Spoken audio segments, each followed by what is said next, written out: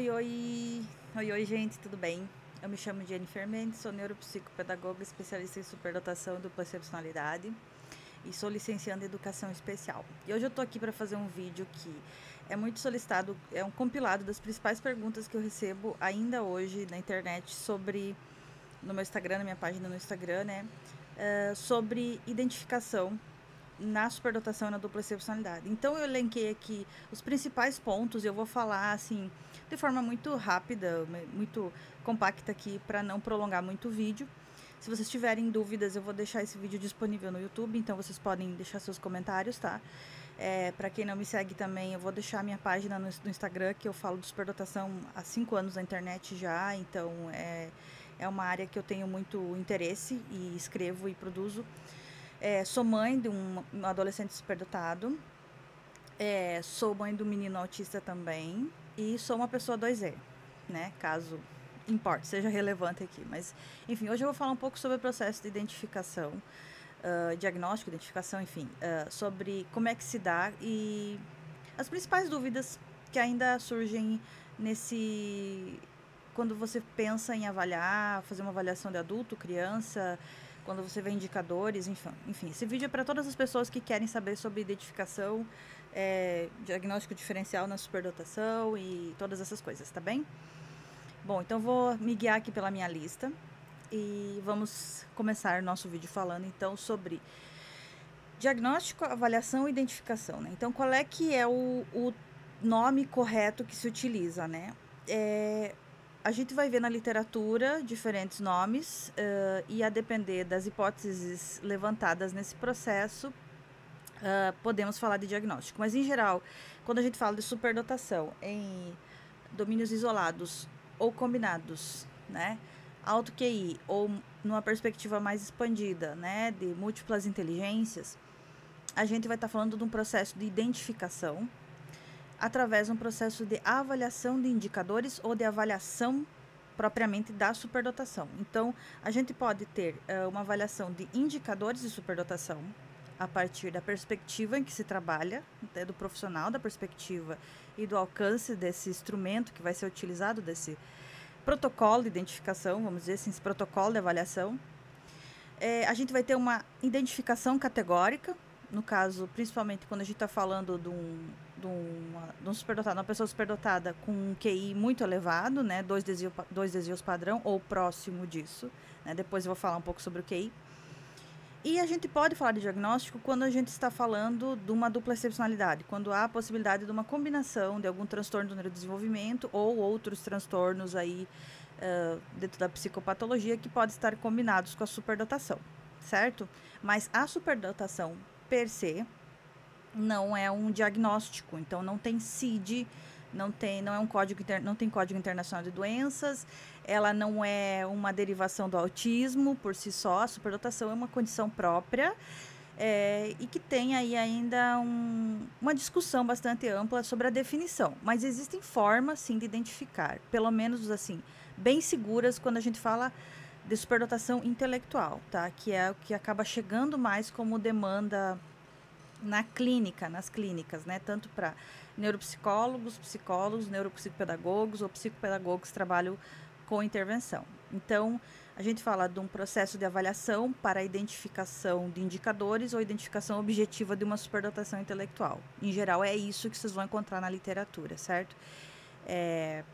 Mas essa pergunta, a gente poderia expandir mais e falar das definições de superdotação. E existem vários modelos e várias definições, mas hoje as mais populares que a gente vê na literatura são as duas definições do Renzulli e a definição que é adotada na avaliação psicométrica, né? Então, as definições adotadas e indicadas pelo professor Renzulli, que estão predominantes aí, principalmente na área da educação, são a superdotação acadêmica, baseada em rendimento acadêmico e tal, e a superdotação criativo-produtiva, tá? Que ela tem outros traços comportamentais. Farei um vídeo no futuro só sobre características principais, não só no modelo do Renzulli, mas em outros modelos de superdotação, sobre comportamentos e características para a gente identificar superdotados e dupla excepcionalidade, tá bem? E quando a gente fala aí em superdotação a partir de um viés da avaliação psicológica com instrumentos de padronizados de testes de QI, a gente vai falar de uma superdotação intelectual, não necessariamente acadêmica, porque nem sempre alto QI é sinônimo de rendimento. Nem sempre alto QI é sinônimo de sucesso acadêmico. Então, existem nuances, muita diversidade dentro da superdotação para a gente categorizar que toda pessoa com alto QI ela vai ter sucesso na escola, na faculdade, no trabalho, tá? Então, superdotação é mais complexa que isso, e, enfim, rende para um outro assunto. Então, eu acho que ficou claro que dá para usar esses 3 termos a depender da situação, do contexto em que se está se avaliando. Mas, em geral, agora para finalizar, no contexto escolar se usa o processo de identificação através de alguns instrumentos de avaliação de indicadores. Quando a gente está no processo clínico, a gente fala de avaliação com instrumentos padronizados a depender da atividade, né, do profissional procurado. E aí eu vou falar agora, em seguida, quem faz a avaliação. Quem faz a avaliação de superdotação, de indicadores de superdotação, tá, deixa eu separar. Existem 3 possibilidades no geral, tá? A partir da lei das diretrizes básicas de educação especial e da Política Nacional de Educação Especial, bem como alguns pareceres, o parecer 50 do 51 do ano passado, 2023, existem diretrizes que o ideal seria que o professor identificasse os alunos superdotados. E existe toda uma rede que forneceria esse suporte para esse professor, através da formação continuada e através do Núcleo de Atendimento a Altas Habilidades de Superdotação, os NAS. Não são todas as cidades que têm o NAS, né? E não são todas as cidades que também têm salas de recurso para superdotados, que aí entra já na parte de política pública e atendimento educacional. Mas, através de formação continuada, os professores, em geral, recebem material para identificar indicadores de superdotação, que são baseados nas listas de comportamentos da teoria dos 3 anéis do Joseph Renzulli, certo? Existem críticas sobre essa teoria, existem discussões sobre isso, que nem todo superdotado vai ser facilmente identificado através dos indicadores ali do Renzulli, né? Então, é toda uma discussão que eu faço com mais profundidade lá na comunidade, tudo sobre superdotação. Se alguém quiser entrar, se vocês quiserem entrar, conhecer, tem conteúdo aprofundado para estudo, para formação, para vocês saberem tudo sobre superdotação e dupla excepcionalidade, tá? Então, esse é um ponto. Professores podem identificar e podem encaminhar para os serviços especializados dentro da rede, tá?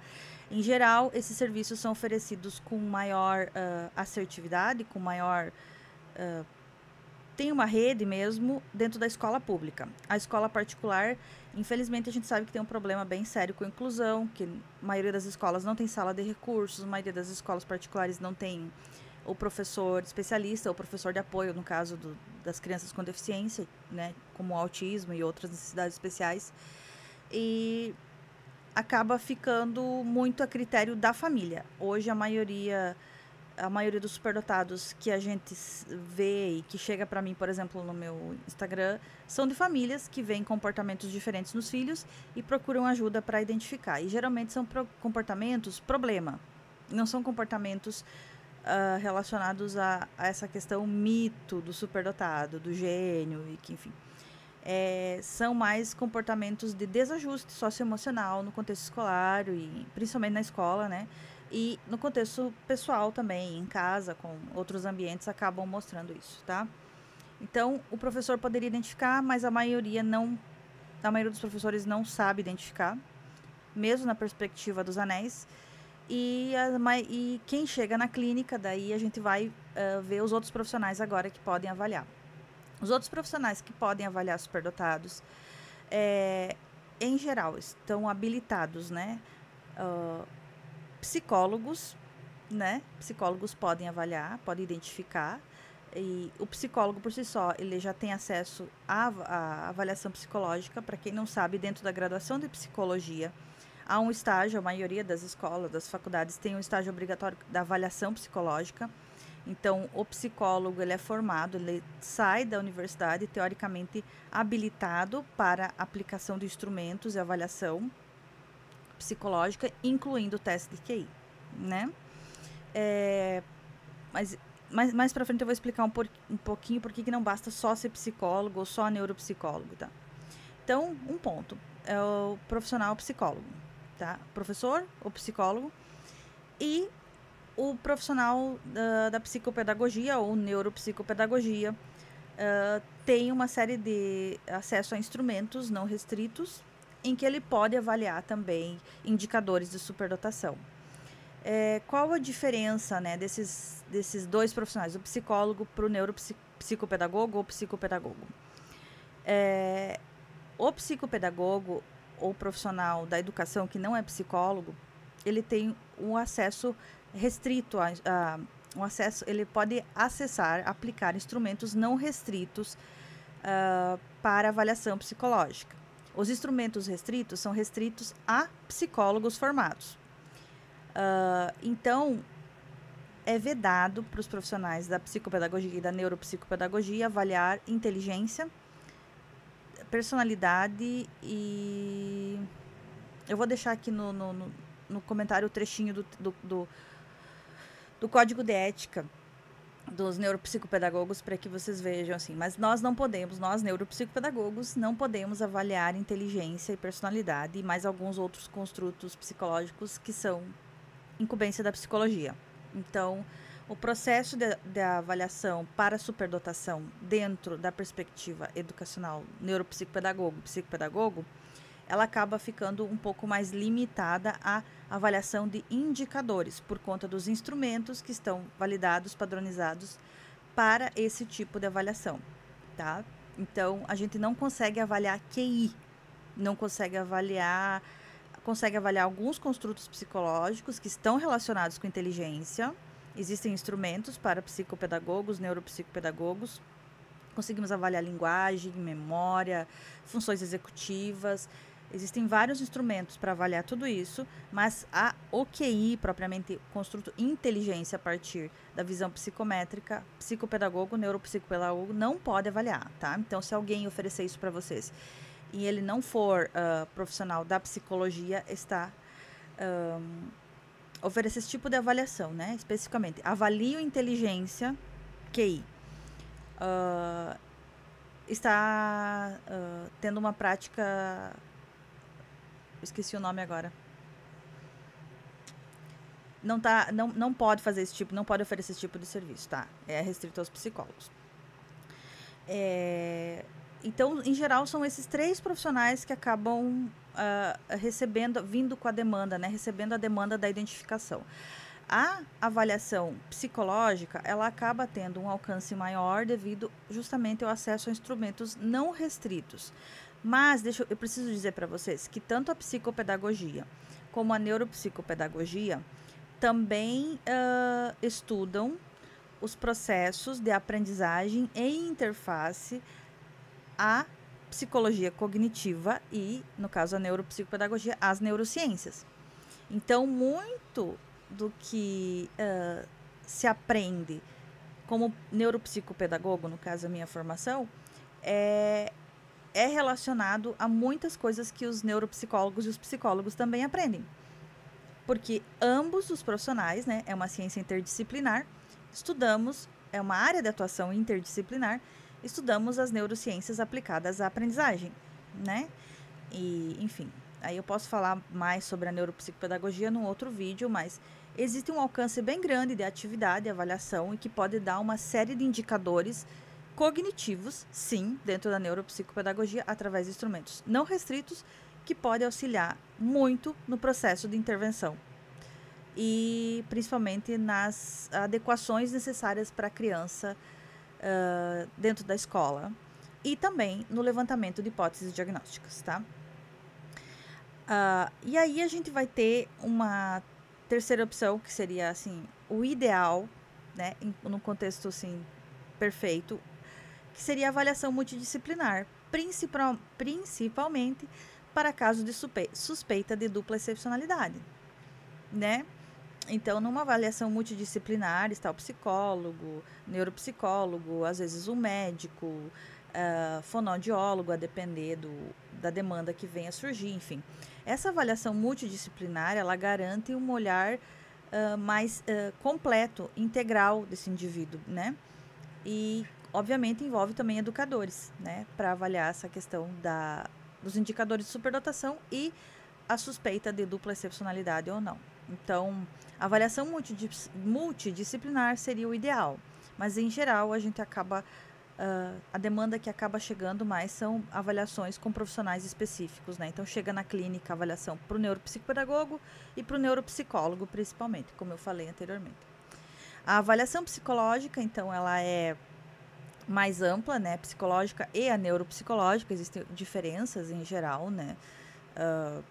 Nesses tipos de avaliação, mas o psicólogo ele tem um alcance de instrumentos restritos à psicologia. Então, pode avaliar inteligência, personalidade, testes projetivos, uma série de construtos, né, de processos psicológicos que não estão abertos para outros profissionais de avaliação, intervenção da infância e adultez, enfim, do desenvolvimento humano. Então, a avaliação psicológica ela acaba tendo um alcance maior nesse sentido de instrumentos, indicadores e evidências para a gente fazer um raciocínio clínico na hora de dar uma hipótese diagnóstica, e o psicólogo pode fazer o psicodiagnóstico, né? Porque psicólogo estuda toda a parte de transtornos mentais através da psicopatologia, né? E que que outros profissionais em geral não estudam, né? Não são habilitados para isso. Então, psicólogo pode dar o psicodiagnóstico, por exemplo, numa hipótese de dupla excepcionalidade, com o autismo relacionado com a superdotação, um TDAH, um transtorno de desenvolvimento, algum outro transtorno de neurodesenvolvimento, um transtorno específico de aprendizagem, como a dislexia, descalculia, antigos nomes, né? Então, a avaliação psicológica ela acaba sendo mais ampla e a mais procurada na hora da avaliação da superdotação, principalmente por conta das demandas emocionais e das suspeitas de dupla excepcionalidade, que acabam incorrendo em função de comportamentos atípicos que podem aparecer, que deixam dúvida, né, tanto para professores, famílias, enfim. A avaliação neuropsicopedagógica ela vai se concentrar, então, em alguns processos cognitivos, mas predominantemente aqueles relacionados à aprendizagem. O neuropsicopedagogo também pode levantar algumas hipóteses e fazer encaminhamentos para outros profissionais, mas o foco da avaliação clínica e a intervenção é nos processos de aprendizagem, especialmente nas funções executivas, memória, linguagem, enfim, vários processos neurocognitivos que estão envolvidos na aprendizagem. Então, a neuropsicopedagogia ela se foca mais em avaliar como essa pessoa aprende e quais os processos cognitivos e como eles estão. Mas é uma avaliação que levanta indicadores também, usa instrumentos padronizados também, dá gráficos também. Só não podemos, como neuropsicopedagogos, avaliar QI, inteligência, a partir dessa visão psicométrica, certo? Que é uma avaliação de superdotação, um tipo de superdotação que é a intelectual, certo? Aí eu trouxe aqui o tópico que também me perguntam muito, que é sobre o QI 130. Bom, hoje a gente já sabe que a superdotação, mesmo na perspectiva intelectual, ela não se concentra só na definição de 2 desvios padrão ou QI 130 mais. Obviamente, uma pessoa que tem um QI 130 mais, quando é submetida para uma avaliação neuropsicológica com instrumento padronizado de inteligência, validado para nosso país, né? Tudo regulamentado de acordo com a pesquisa e as evidências, essa criança, essa pessoa pontua 130, ela é objetivamente uma pessoa com altas habilidades de superdotação. Ah, mas o meu filho pontuou 125, o meu filho pontuou 120. Ele pode ser superdotado? A partir de 120 a gente já considera, sim, superdotação. Algumas literaturas mais atuais já consideram essa expansão por conta dos comportamentos que podem estar associados. Mas uma coisa que eu queria deixar bem claro para vocês, gente, é que o QI total é um número. O teste de inteligência, ele vai medir domínios específicos e, bem mais específico, ele vai medir desempenho em tarefas cognitivas específicas. Quando a gente fala em superdotação, a gente também fala em domínios isolados. Então, não necessariamente o QI total vai indicar a superdotação daquela pessoa. Pode ser que hajam discrepâncias no funcionamento dentro do teste de QI. Por exemplo, uma área verbal vai muito bem, uma área aritmética vai muito mal. E isso vai gerar um impacto no QI total. Mas se algum dos subtestes houver pontuação muito acima da média, a gente considera a superdotação. E se algum desses subtestes houver discrepância muito abaixo, a gente também considera a hipótese da dupla excepcionalidade. Porque a marca da dupla excepcionalidade, a característica mais forte na dupla excepcionalidade, quando a gente fala de psicometria, é justamente essa discrepância, ou como alguns autores chamam, assincronia. Também quem quiser entender mais sobre a sincronia, o que é esse conceito, como se aplica na superdotação, convido a conhecer tudo sobre superdotação, que eu tenho vários vídeos falando sobre esse assunto e sobre QI, tá? Existem várias escalas padronizadas que os psicólogos usam, mas em geral, as mais populares no Brasil, que estão padronizadas, validadas para a nossa língua, são as escalas Wechsler, que vão dos 6 anos de idade até os 60, se eu não me engano, de uso restrito dos psicólogos, como eu falei, e o som R, que é dos 2 anos e meio até 2 anos e meio, dos 2 anos e meio aos 5. É isso, se eu não me engano, tá? Esses dois testes, tá? Essas duas escalas são padrão ouro porque são baseadas na teoria de inteligência com maior evidência científica, que é CHC. Também falo muito disso lá no Tudo sobre Superdotação, quem quiser conhecer e entender melhor sobre esse assunto, tá? Então, essa visão psicométrica, a partir do QI, domínios isolados, combinados, QI total, enfim, tudo isso é incumbência do psicólogo e geralmente do neuropsicólogo. É qualquer psicólogo, qualquer avaliação psicológica, neuropsicológica que vai conseguir me dar um laudo de superdotação? Não. Infelizmente, a gente sabe que a maioria dos profissionais da psicologia não estudam a superdotação. Então, às vezes, a criança não fecha um QI de 2 desvios padrão. Às vezes, os profissionais se confundem dentro das abordagens teóricas, por exemplo, trazendo a abordagem dos 3 anéis para cruzar com a perspectiva psicométrica. Isso acaba dando um equívoco na escrita do relatório e não identificando a superdotação intelectual dentro da perspectiva psicométrica baseada em CHC. Então, todo profissional que vai avaliar superdotação tem que ter um conhecimento teórico bem aprofundado sobre inteligência. Sobre o que é inteligência, sobre as definições de inteligência e sobre a base teórica dos instrumentos que ele utiliza para avaliar a inteligência. Isso inclui também o neuropsicopedagogo e o psicopedagogo, e agora eu vou falar um pouco aqui sobre as múltiplas inteligências, que são uma abordagem expandida de inteligência, uma ideia de espectro de inteligência, uma teoria emergente que não tem a mesma robustez e evidência científica da teoria CHC, mas que se torna uma alternativa, assim como outros instrumentos para os neuropsicopedagogos e psicopedagogos e educadores, para avaliar e identificar indicadores de superdotação, altas habilidades em domínios isolados ou combinados. Por exemplo, na inteligência lógico-matemática postulada pelas múltiplas inteligências do professor Howard Gardner. Existem instrumentos que estão sendo testados e padronizados, é uma teoria, como eu falei, emergente. Ela ainda carece de mais robustez e pesquisa científica, mas ela pode oferecer um suporte para indicadores de comportamentos e habilidades que devem ser estimulados, desenvolvidos e que podem auxiliar no desenvolvimento das crianças. Quer dizer que toda criança que tem indicador de múltiplas inteligências é objetivamente superdotada? Não. Quer dizer que ela pode necessitar de estímulo em alguma área específica do desenvolvimento, em alguma das múltiplas inteligências, que pode ser chamado assim, né, pelo professor Howard Gardner. É uma teoria bastante frágil ainda, é uma teoria muito incipiente, como eu falei, emergente, e que carece ainda de mais evidências científicas, tá? Mas pode ser uma alternativa no raciocínio clínico de neuropsicopedagogos e psicopedagogos para pensar a possibilidade e o principal, a intervenção, tá? Mas ela não vai dar objetivamente, assim, uma resposta objetiva. Ele é superdotado, ponto. É nessa área, tá? Vai falar de indicadores comportamentais que precisam de estímulo.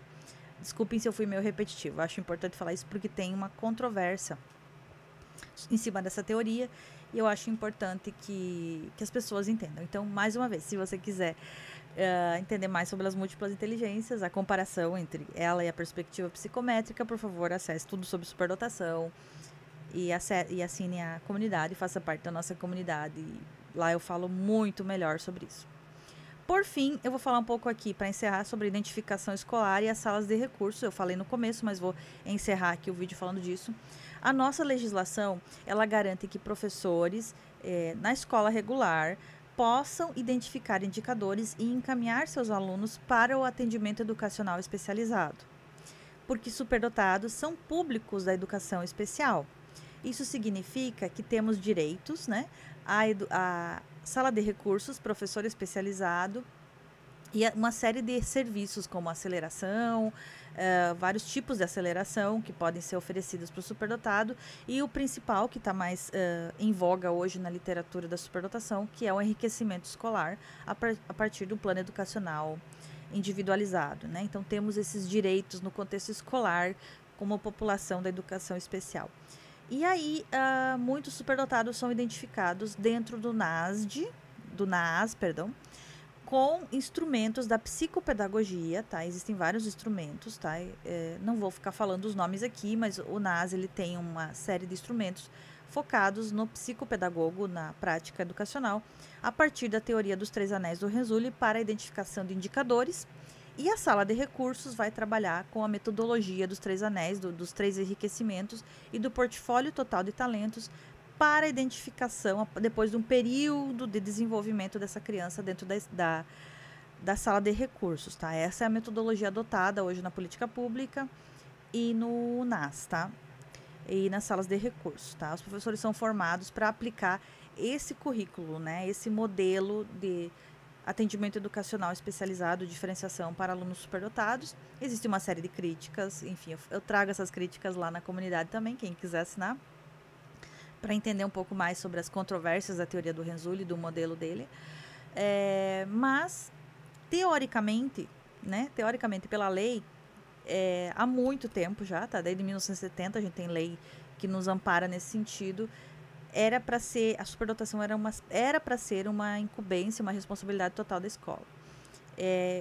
Mas em função muito dos comportamentos e do olhar nesse século XXI, esse olhar mais cuidadoso que nós temos sobre o desenvolvimento das nossas crianças, sobre questões de atraso ou questões de precocidade, a gente tem buscado muito mais, os pais, né, as famílias têm buscado muito mais o apoio de profissionais no serviço da neuropsicopedagogia, da psicopedagogia e também da medicina, da psicologia, da neuropsicologia, enfim, desses profissionais todos, né? Então é muito importante que os profissionais estejam prontos para receber esse público, principalmente quando a gente pensa em dupla excepcionalidade, né? Porque se é só transtorno, é uma combinação. Se é o transtorno com a superdotação, é atípico dentro do atípico. Então, existe uma diferença nesse público também, que vai estar muito presente nas clínicas e intervenções e enfim, consultórios aí, buscando apoio e ajuda, e nas escolas também. Eu acredito que eu respondi as principais dúvidas. Se vocês tiverem mais dúvidas, o vídeo ficou um pouco longo, mas se vocês tiverem mais dúvidas, por favor, deixem nos comentários. Eu vou ter o maior prazer de responder cada um de vocês, tá? Eu estudo superdotação há 5 anos. Eu me especializei por conta do meu filho, do diagnóstico dele. Eu passei por uma série de lutas que muitas famílias também passam. E hoje eu atuo estou me preparando, estou terminando a minha formação para atuar dentro da clínica e dentro da avaliação neuropsicopedagógica. E também, né, produzo conteúdo e tenho a comunidade Tudo sobre Superdotação, onde eu falo mais profundamente sobre todos esses conteúdos que são